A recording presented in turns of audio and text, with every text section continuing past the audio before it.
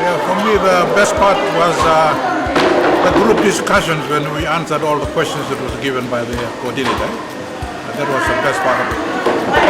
Getting views from different people of the different background and different stages of faith that they shared with us. That was for me the most important and the most amazing and interesting and moving part of the conference.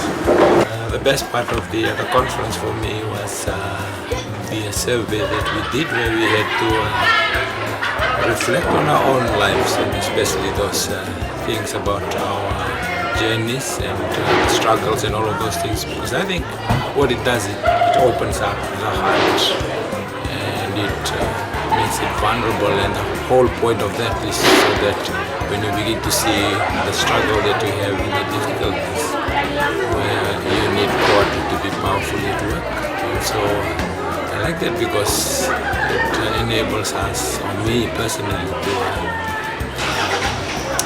get that fire going in those places where I was really struggling. So it is transforming for me in that sense. Hello everybody. As you know, we come from the Northern Territory, and what I report is basically a song that was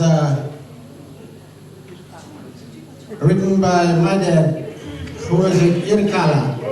It's written in the Yolnga language, and it signifies the missionary work of our ancestors, which this year is 100 years old.